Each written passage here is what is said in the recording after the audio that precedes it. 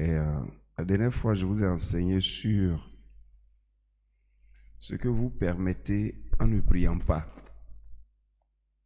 Ce que vous permettez en ne priant pas. Et je vous ai enseigné sur la puissance de l'insistance dans la prière, n'est-ce pas? Et aujourd'hui, je vais vous enseigner ce que vous permettez en priant. Ce que vous permettez en ne priant pas. Ça, on a déjà parlé de ça. Maintenant, ce que vous permettez en priant. Ce que les bonnes choses qui peuvent vous arriver quand vous priez. Gloire à Dieu. Nous allons prendre nos Bibles. Prenez vos Bibles dans le livre de Luc. Luc, le chapitre 21. À partir du verset 34. Luc 21. Prenez garde à vous-même de craindre que vos cœurs ne s'apaisantissent par les excès du manger et du boire et par les soucis de la vie, et que ce jour ne vienne sur vous à l'improviste. Amen. Amen. Verset 36. Verset 36. Veillez donc et priez en tout temps, afin que vous ayez la force d'échapper à toutes ces choses qui arriveront et de paraître debout devant le Fils de l'homme. Amen. Donc, voilà une chose qui entraîne la rétrogradation. Le manque de prière. Prenez garde à vous-même, verset 34, de craindre que vos cœurs ne s'apaisantissent par l'excès du manger et du boire, et par les soucis de la vie, et que ce jour ne vienne sur vous à l'improviste. Maintenant, il donne comment faire pour que ton cœur ne se transforme pas. Parce qu'il dit il vient comme un voleur.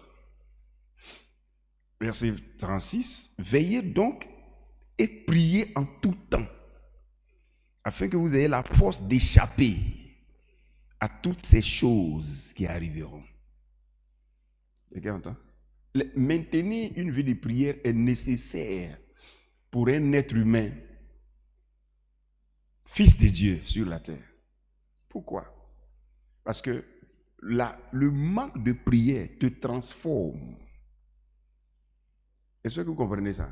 Il dit, prenez garde à vous-même de crainte que vos cœurs ne s'apaisantissent par l'excès du manger et du boire. Quand tu manges et que tu bois de l'eau et que tu ne pries pas, tu te transformes. Le cœur s'apaisantit par le manger et le boire. Maintenant, la solution qu'il donne, c'est le verset 36. Qu'est-ce qu'il dit? Veillez donc et puis priez. Et on dit priez en tout temps afin d'échapper à ces choses. Quelles choses? Le cœur qui s'apaisantit et se transforme. Parce que nous sommes à la fin des temps.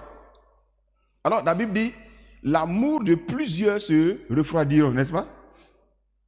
Le péché va s'accroître. Il y aura des déloyaux, il y aura des trucs. Le point clé de tout ça, c'est la prière. Alors, donc il y a des choses, souvent, tu peux ne pas savoir la source. Quelqu'un qui ne prie pas, c'est quelqu'un qui sera déloyal demain. Quelqu'un qui ne prie pas, c'est quelqu'un et qui mange. Est-ce que vous entendez ça? C'est dangereux de manger sans prier. Je ne parle pas de prière sur la nourriture que tu fais, Seigneur, bénis ce repas. Non, vie de prière. Le cœur s'apaisantit. C'est comme si tu te déconnectes de la parole de Dieu. Il y a deux choses. Dès que tu te déconnectes de la parole de Dieu et la prière, tu te transformes. Tu commences à rétrograder.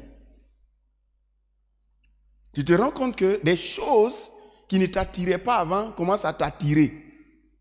Pourquoi? C'est le corps qui est en train de se manifester. Parce que tu ne veux pas rester en contact. Tu ne veux pas maintenir la connexion avec l'esprit. Tu es un esprit. Quand vous êtes né de nouveau, quand vous acceptez Jésus-Christ, l'esprit de Dieu vient demeurer en vous. Et l'esprit de Dieu vous donne la vie divine. C'est-à-dire l'esprit de Dieu injecte en vous la puissance divine qu'on appelle le Zoé. Donc vous vivez par l'esprit. Mais l'esprit de Dieu loge dans votre esprit. Et c'est votre esprit maintenant qui communique la vie à votre corps. Donc l'esprit de Dieu demeurant en vous, vous êtes devenu maintenant un être vivant, un esprit vivant. Vous n'êtes plus comme le non-converti qui est mort spirituellement. Donc vous êtes maintenant vivant spirituellement. Quelqu'un comprend? Donc vous devez maintenir maintenant un contact permanent par la prière avec le Père qui est dans les cieux. Pour que vous puissiez dompter ce corps. Parce que c'est un règne. Vous devez régner sur vous-même. Celui qui est maître de lui-même est mieux que celui qui prend des villes. Tu peux être un grand héros. Quelqu'un entend ce que je suis en train de dire? Tu peux être un grand héros. Mais tu n'es pas maître de toi-même. C'est comme si tu n'es rien. Remets le passage. Celui qui est lent à la colère vaut mieux qu'un héros. Et celui qui est maître de lui-même que celui, on dit vaut mieux, puisqu'on a dit celui qui est lent à la colère vaut mieux qu'un héros, n'est-ce pas? Maintenant, celui qui est maître de lui-même, le virgule là, ça s'élève comme ce qui est là-bas là, qui revient. Celui qui est maître de lui-même vaut mieux que celui qui prend des fils. Quelqu'un entend ce que je suis en train de dire? Il faut être maître de toi-même. Mais comment? La prière. Tu n'as pas une vie de prière. Tu n'as pas une vie de prière, tu deviens comme un animal. Malgré ta nouvelle naissance, il y a deux choses. Connecter à la parole et maintenir une vie de prière. Amen. J'ai un papa qui disait comme ça que tu n'as pas une vie de prière. Et puis, les filles s'en vont nettoyer ton bureau. Je ne sais pas si tu entends. Il dit comment il dit, tu n'as pas une vie de prière, puis les filles nettoient ton bureau. Et tu es en danger. Il disait ça à quelqu'un. Il enseignait quoi. Et puis il dit, tu n'as pas vie de prière, puis les filles nettoient ton bureau. Tu vas devenir quoi? Vous comprenez? Vous savez que la plupart des personnes qui nettoient les bureaux dans les administrations, ce sont des femmes, c'est pas ça? On te nettoie ton bureau, tu n'as pas de vie de prière. Il y a deux choses. Quand vous voyez les gens tomber là, il y a deux. Tu vas dire non, elles ne sont pas belles. Non, ce n'est pas une histoire de belles. C'est une histoire de péché. Je ne sais pas si tu entends. Tu vas voir même ceux avec qui les gens tombent là. Quand tu regardes, tu es scandalisé. Parce que Satan veut t'humilier en fait. Vie de prière. Et puis quoi? Parole. Tu n'as pas une vie de prière. Donc ton cœur va faire quoi? S'apaisantir. Ton cœur va faire quoi? S'apaisantir. Tu commences à devenir charnel. Donc la prière n'est pas au choix. La prière est bonne pour nous-mêmes. En dehors du fait que ça réalise des choses, la prière est bonne pour nous-mêmes. Il dit, veillez et priez afin que vous ne tombiez point en tentation. Cherchez. Veillez et priez. Hein? La chair est faible. Matthieu 26, 41. Veillez et priez afin que vous ne tombiez pas dans la tentation. Bon, l'esprit est bien disposé. C'est ça, c'est une loi pour quelqu'un qui est encore dans son corps. Veillez et priez. C'est une question de règne, comme je l'ai dit. Dieu nous a mis dans notre corps et il a dit dès le départ à Adam, il a dit dominez et puis quoi? Assujettissez. Lisez Genèse le chapitre 1, le verset 27-28. Dieu créa l'homme à son image, il le créa à l'image de Dieu. Il créa l'homme et la femme.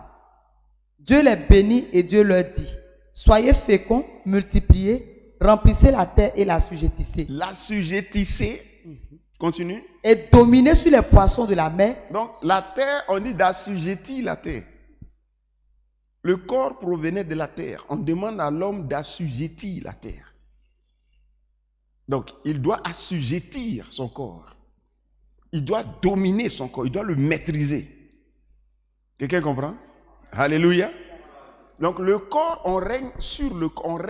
On règne sur le corps. Il dit, l'apôtre Paul dit, je tiens mon corps assujetti. Laissez ça, cherchez ça. Assujetti, je contrôle. Le corps n'est pas... Donc, il dit, mais je traite durement mon corps. Je traite durement mon corps. Amen. De peur d'être moi-même, il dit, je le tiens assujetti. Maîtrise. J'avais dit à certaines personnes que, quand on était en bas, quand on parlait d'impudicité et autres, j'avais dit à certaines personnes, que quand vous êtes excité, j'ai dit ça aux gens, n'est-ce pas? Quand vous êtes excité, vous n'avez simplement qu'à acheter j'ai dit ça aux jeunes gens, vous n'avez qu'à acheter seulement des culottes, des slips en jean. Est-ce que je leur avais dit? Ils ont ri, mais ils ne savent pas de quoi je parle. Tout ça, c'est l'assujettissement. Amen. Bon, tu ne veux pas commettre l'impudicité, maintenant pourquoi tu es excité? Est-ce pas si vous comprenez ce que je suis en train de dire? Ou bien vous ne comprenez pas ce que je suis en train de dire? Toi, tu ne veux pas commettre l'impudicité, maintenant pourquoi ton corps s'excite? Indépendamment de ta volonté, tu es en danger? Ton corps n'a pas le droit de s'exciter quand tu ne veux pas. Maintenant pourquoi ton corps s'excite? Tu vas où avec ça, mon corps? Reviens ici, c'est comme ça. Si ton cerveau ne peut pas, achète des habits. Il est dit? Hein? C'est le cerveau. C'est avec le cerveau qu'on maîtrise. Maintenant, ce cerveau-là va le maîtriser comment? Ça, c'est un cerveau. Le cerveau que tu as, c'est encore la terre. Donc, c'est ton autre cerveau spirituel. Mais là, tu es maintenant vivant spirituellement. Ça, c'est quand tu as une vie de prière, tu es toujours éveillé. C'est là que tu peux maîtriser ton corps. Dominer ton corps.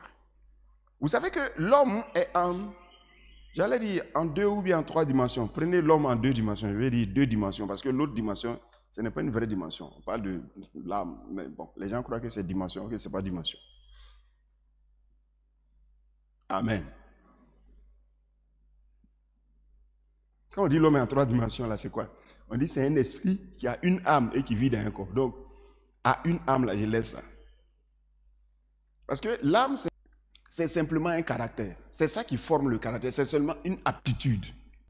Quelqu'un entend? Parce que c'est l'âme qui nous permet de réfléchir. C'est l'âme qui nous permet d'avoir des émotions, tout ça. Donc quand on dit c'est un esprit qui a une âme, on veut dire c'est un esprit qui a des émotions, qui réfléchit, qui pense, qui raisonne, qui a la capacité de choisir. Donc c'est ça qu'on dit, il a une âme.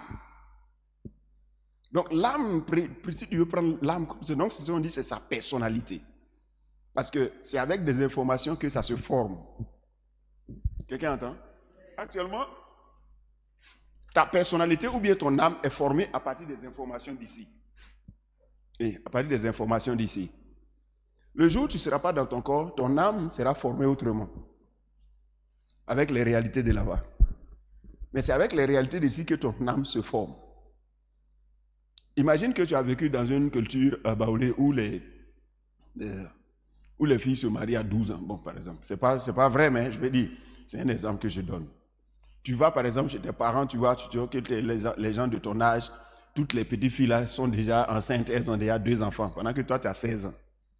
Tu habites en ville, et puis bon, tu vas au village, toi, tu dis, bon, je vais terminer mes études, avant de me marier, tout ça. Tu arrives au village, toutes les promotionnaires ont tous des enfants au dos. Et elles ont des enfants dans la main et une autre est en train de téter. Bon, par exemple, tu vois 1, 2, 3, 4, 5, 6. Ah!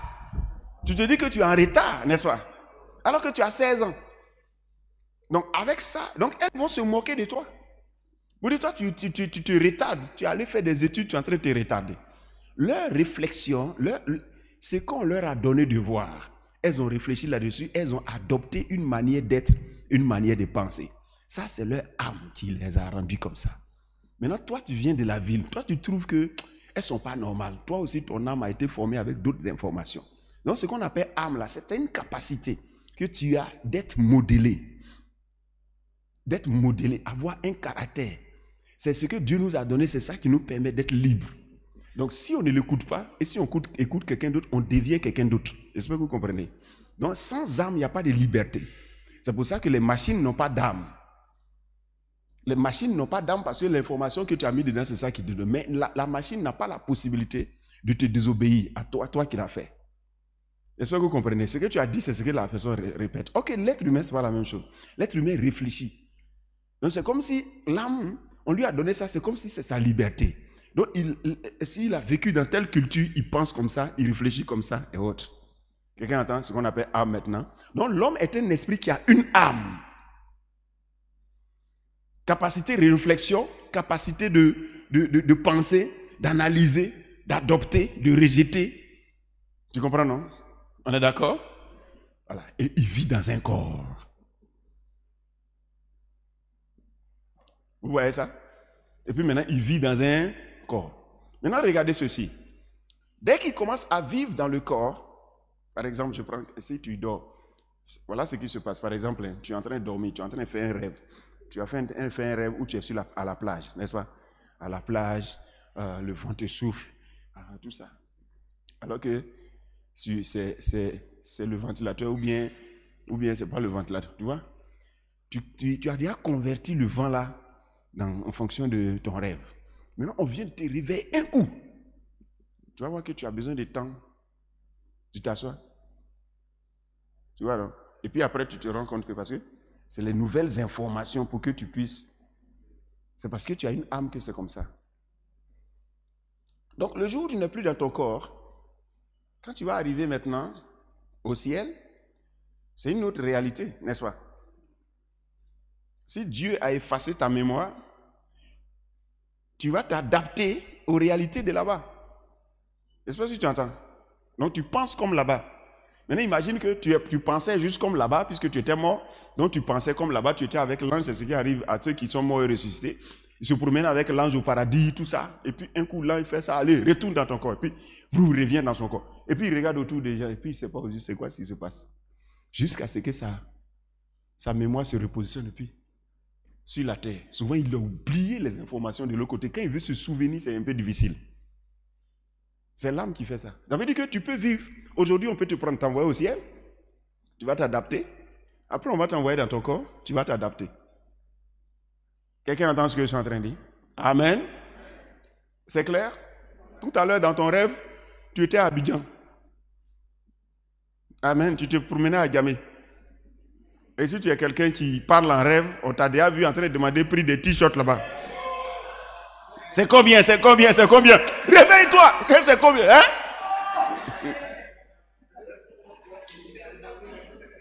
Réveille-toi! Donc. Gloire à Dieu. Ben, ce que je veux dire, c'est, vous avez dit, donc l'homme est un esprit qui a une âme. On est d'accord? Donc il n'a pas été créé comme les animaux. Il est dans son corps. Maintenant, regardez ce qui va se passer. Étant dans ton corps, tu as des informations normalement sur toi. Quand tu es né de nouveau, prenons maintenant celui qui est né de nouveau. Quand vous êtes né de nouveau, l'Esprit de Dieu habite en vous. Vous êtes devenu un être vivant spirituellement. Toutes les informations qu'on vous donne à partir de la Bible sur vous-même, ça c'est votre identité spirituelle, c'est votre nature divine. On est d'accord? Ok. Maintenant, vous vivez dans un corps que vous devez dominer. Maintenant, imagine que ce corps-là, par exemple, a des... Disons que ce corps, on te remet dans un corps malade. Pendant que tu avais fait sortir, tu étais en bonne santé. On dit que tu es guéri, tout ça. Et puis on te met dans un corps malade. Le corps va envoyer des informations. Le corps envoie ses informations. Et c'est normal, tu ne peux pas lui reprocher ça. Est-ce que vous comprenez ça? Le corps envoie ses informations. Maintenant, toi, c'est à toi de savoir que c'est ton corps et que tu ne lui appartiens pas. Le corps ne peut pas te communiquer son identité et puis tu acceptes. Oui, vous ne comprenez pas ce que je suis en train de dire. Mais il y a une puissance dans le corps, parce que le corps, c'est avec le corps que tu vis sur la terre, n'est-ce pas? Tu as une douleur dans le pied, par exemple, ou bien dans le dos. À partir de cette douleur, il y a des informations qui te viennent. De fausses informations ou de vraies informations. Gloire à Dieu. Mais ces informations qui te viennent là n'ont rien à voir avec ce que tu es. Hein. Si tu ne le sais pas, tu vas dire, je suis malade. Je suis gravement malade. Alors que tu es un esprit. Hein? Qui a une âme, qui réfléchit. Jésus, en Christ, tu n'es pas malade.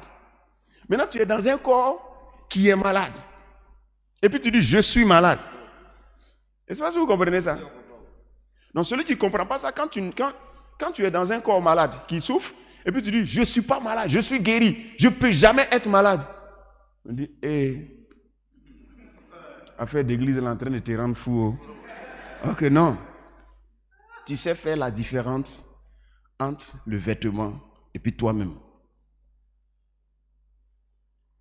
L'homme est un esprit qui a une âme, c'est-à-dire qui réfléchit. Maintenant, il habite dans un corps. C'est dans son corps, maintenant, il doit mener son existence. Maintenant, lorsque vous n'avez pas une vie de prière, le corps là, il y a le cerveau dedans. Là. Il y a tout ça dedans. Donc, le corps vous communique ses désirs, ses pensées, tout ça. Parce que le corps, lui, il est terrestre. Le corps, lui, il est terrestre, purement terrestre. Donc, tout ce qui est terrestre là, ça l'attire. Quelqu'un entend ce que c'est? Avec quoi on domine le corps? C'est avec l'esprit. Quel esprit? L'esprit vivant. Un esprit mort ne peut pas dominer le corps.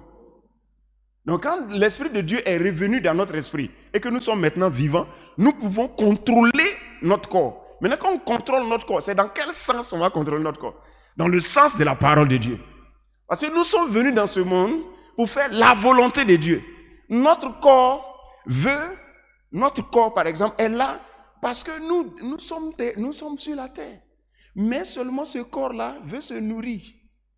Ce corps-là a des besoins. Besoins, comment on appelle ça? Besoins, comment on appelle ça? Besoins, les premiers besoins là. Pisser, manger, faire ses besoins, les choses comme ça. Hein? Voilà, les besoins naturels. Mais en même temps, ce corps-là, il y a d'autres choses que Dieu a programmées. Par exemple, la sexualité, il ressent les choses comme ça. Mais la sexualité a des lois. Dieu dit, c'est avec sa femme, si tu es marié, c'est là que tu n'es pas marié. Mais le corps ne sait pas tout ça. Quand il dit ne sait pas tout ça, c'est toi qui viens du ciel, c'est toi qui es du royaume, tu lui dis, non, le corps, c'est pour ceci, c'est pas pour l'impudicité. Donc imagine que tu es mort spirituellement. Le corps va t'imposer ses lois. C'est pour ça que quand quelqu'un est mort spirituellement, il peut commettre l'adultère, il peut avoir des copines, ça ne lui dit rien. Et pourtant, il est en train de détruire son corps. Le corps ne peut pas se guider lui-même. C'est l'esprit qui guide le corps. On se comprend? Donc, lorsque vous vous déconnectez de la parole de Dieu, par manque de prière, votre corps se livre à tout ce qui veut se livrer, à tout ce qui lui passe par la tête. Donc, c'est pourquoi on parle d'apaisantir. Lourd. Hein? Apaisantir, parce que là, il est attiré vers les choses terrestres. Vous avez compris ça? C'est pour ça qu'on prie. Et c'est pour ça qu'on se connecte à la parole de Dieu. Amen. Asseyez-vous. Vous comprenez ça? Donc quand tu pries, chaque fois que tu pries, l'esprit est en éveil parce que l'esprit est sur la terre pour communiquer ou communier avec l'esprit de Dieu. Donc quand vous priez, alors vous êtes en train de faire quelque chose qui est spirituel. Imagine que tu fais tout ce qui est corporel, mais tu ne fais pas ce qui est spirituel. C'est comme les muscles. Le muscle qui ne travaille pas s'atrophie. Le muscle qui travaille se développe. Maintenant, tu es un esprit qui a un corps. Maintenant, tu ne fais jamais quelque chose qui est spirituel. La prière, c'est purement spirituel. Donc, c'est spirituel. Ça, c'est activité spirituelle. Donc, quand ton esprit est en activité, ton esprit est en éveil. Non, ton corps ne peut pas dominer ton esprit qui est en éveil. Puisque tu es toujours en contact avec la parole de Dieu. Tu es toujours en contact avec la parole de Dieu. Donc tu es en éveil. L'esprit est en activité. Et tu pries. L'esprit est en activité. Il arrive à dominer. Mais tu ne pries pas. Et tu n'es pas en contact avec la parole de Dieu. Tu vas voir. Tu vas te transformer en quelqu'un qui critique. Point oui ou point non. Tu vas commencer à voler. Tu vas commencer à mentir. Tout ça pour faire plaisir au corps. Hein. Parce que tu t'as oublié. Quelqu'un comprend? C'est comme un Américain qu'on a envoyé en Côte d'Ivoire pour représenter les États-Unis. Mais il est tellement... Il s'est déconnecté avec les États-Unis. Tu vois, non? Et puis il est toujours en contact avec les Ivoiriens. À un moment donné, son langage va changer. On voit les Blancs ici, quand ils parlent, on dirait un Ivoirien. Ah, il est déconnecté. Il mange à loco, il mange foutou, les trucs. Il est déconnecté. Gloire à Dieu. Hein? Il y avait un à Boaké comme ça. Il pile, il écrase même piment pour aller se... Il écrase piment même pour aller se purifier. Tu te demandes, ah, un vrai, je n'ai pas dit métis, hein, je n'ai pas dit métis, un vrai blanc. Il écrase, il connaît les petits médicaments là, il connaît. Hein? Vous comprenez? Donc, quand tu es déconnecté, c'est comme ça que tu deviens. Donc, quand tu ne pries pas, tu deviens impur même, je ne sais pas. Tu deviens comme un être charnel. C'est pour ça qu'on prie. Est-ce que vous comprenez? Et c'est pour ça que vous voyez, quand vous voulez prier, souvent, c'est un peu difficile parce que ça, c'est spirituel. Donc, c'est le corps n'est pas spirituel. Ce n'est pas votre corps qui prie. Le corps n'est pas pour ça. Si on dit allons manger, tu ne vas pas avoir d'opposition. Hein? Tu ne vas pas avoir opposition là. À ton corps, non. Mais prière, tu vas voir que donc c'est toi maintenant, puisque tu domines, c'est toi qui dois aller prier. C'est toi qui dois accepter de prier. Quelqu'un entend ce que je suis en train de dire? Je traite durement mon corps et le maintenir assujetti. Avant, vous savez pourquoi on appelle l'enfant qui naît de toi ton fils? Hein? Normalement, on ne devait pas l'appeler ton fils. Mais pourquoi on l'appelle ton fils? Et puis on dit que c'est ton fils naturel. Pourquoi? Parce qu'en fait, c'est la reproduction de ton corps. Parce qu'en réalité, tu as déjà un fils. Hein? Parce que c'est ton corps qui est ton fils. Tu n'as pas encore saisi cette partie-là. Oui. J'ai dit, pourquoi on appelle l'enfant qui sort de toi là ton fils? C'est parce que c'est la reproduction de ton corps. Non, normalement, on ne doit pas l'appeler ton enfant. Mais parce que toi-même, tu as déjà un fils. Ton fils, c'est ton corps. Si tu vois ça, tu vas savoir pourquoi on appelle Jésus, le Fils de Dieu là, fils. Parce qu'en fait, c'est le corps de Dieu qui est là. Quand on dit il a livré son corps, le Christ a livré son corps, mais c'est Dieu qui a livré son corps pour nous. Donc c'est son corps dans l'existence là, c'est son corps qui est là. Si tu le vois, tu as vu le Père. Amen. Et tu as vu le Fils, c'est que tu as vu le Père. Parce que le Père est dedans. Donc si on voit le corps de Bartimée, on a déjà vu Bartimée. Parce que Bartimée est dedans. C'est le Fils. Ça c'est le Fils unique de Bartimée qui est là. Donc son enfant là, c'est son deuxième. Gloire à Dieu. L'image du Dieu invisible. Parce que c'est qu'on voit là, ça c'est l'image du pasteur Serge invisible. Il y a un pasteur Serge invisible et puis il y a un pasteur Serge visible. Le pasteur Serge invisible, c'est l'esprit. Le pasteur Serge visible, c'est le corps. Quelqu'un comprend? Donc, on nous a fait, nous, à l'image du Fils, pour que l'Esprit de Dieu soit en nous. Donc, tu cherches l'Esprit de Dieu, il est en moi. Quelqu'un entend? Et puis maintenant, mon esprit, c'est son corps, c'est son Fils. Et mon corps maintenant? Mon corps, c'est mon Fils. Mais, quand c'est mon Fils, c'est le Fils de Dieu aussi. C'est pour ça que mon corps est le temple du Saint-Esprit. Sinon, mon corps, normalement, est mon temple. Puisque c'est mon esprit qui est le temple du Saint-Esprit. Hein? Ça, c'est pour ceux qui comprennent la parole de Dieu il y a longtemps. Hein? Ça embrouille certains. C'est pour dire que si ton corps ne t'obéit pas, tu n'as pas encore l'autorité. Tu peux crier sur tous les toits, mais tu ne te maîtrises pas toi-même. Tu n'as pas encore commencé l'autorité. Quelqu'un entend ce que c'est ce que Proverbe a dit tout à l'heure. Si tu n'arrives pas à ne pas manger quand tu ne veux pas, il ne faut pas chercher à manifester autorité sur quelqu'un. Tu n'as pas encore fini. La première personne que tu dois dominer, ce n'est pas ceux qui sont dehors, ce n'est pas tes fils extérieurs, ce n'est pas tes enfants qui sont autour, c'est d'abord ton corps. Tu dois soumettre ton corps. C'est là où tu veux que ton corps aille, c'est là que c'est ce que ton corps fait. Ce que tu veux que ton corps fasse, c'est ce que ton corps doit faire. Ton corps ne peut pas t'emmener à faire ce qu'il veut. Ah non, je ne peux pas tenir. Vraiment, j'en ai trop envie. Comment? Vivant spirituellement? Les mains debout. Je dis, Seigneur, je te remercie. Répète après moi, Seigneur, je te remercie pour la vie de prière. Merci parce que tu m'as fait naître de nouveau. Je suis maintenant vivant spirituellement. Je peux diriger mon corps. Je décide de prier. Je décide de prier, de jeûner quand il le faut. Seigneur, merci pour ta parole avec laquelle je peux régner dans mon corps. Seigneur, merci pour la parole de ce matin. Au nom de Jésus-Christ. Élève la voix et puis commence à remercier Dieu. Père, nous voulons te dire merci. Nous bénissons ton puissant et saint nom. Merci pour ce que tu nous enseignes chaque jour.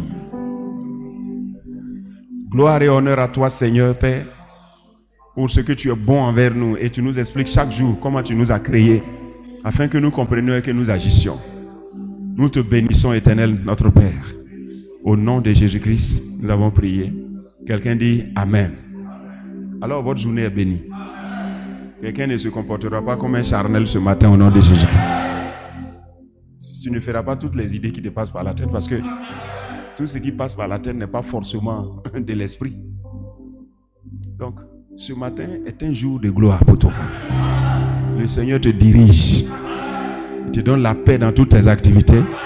Au nom de Jésus-Christ, quelqu'un dit Amen. Soyez en paix.